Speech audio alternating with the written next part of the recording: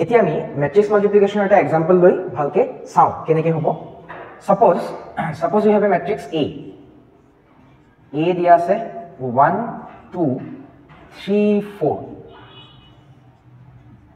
আৰু B দিয়া আছে 2 1 0 3 now এইটো হয় 2 cross 2 এইটো হয় 2 cross 2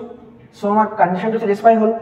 number of columns in the first matrix is equal to the number of rows in the second matrix so the matrices can be multiplied এটা দুটা multiply কৰিলে আমি কি লিখিম AB কেনেকৈ লিখিম আমি চাবা ফাৰ্স্ট আমি ডিসাইড কৰিম যে এই ম্যাট্ৰিক্সটো কেইটা এলিমেন্ট থাকিব see 2 cross 2 2 cross 2 so this is M this is N this is N this is P এই ম্যাট্ৰিক্সটো কি থাকিব M cross P M is 2 and P is 2 so it will 2 cross 2 থাকিব তাৰমানে there will be one element here one element here one element here one element here now A element to this element will be what this element will be A11 A element to hobo A12 it hobo A1 A21 it hobo A22 AB matrix or A11 লবৰ কাৰণে আমি A matrix or first row আৰু B matrix or first column ক multiply কৰিম আৰু add কৰিম তাৰমানে আমি কি কৰিম ভালকে চাবা A matrix or যেটো first row আছে A matrix or first row এটো হয় আৰু B matrix or first column এটো হয় আমি A matrix or first row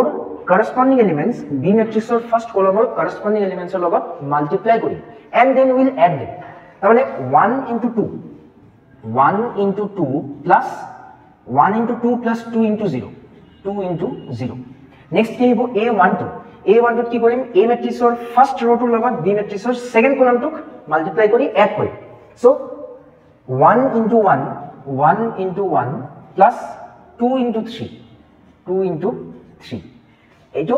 A21 A matrix or second row লগত B matrix or first column টোক multiply কৰি add কৰিম 3 cross 2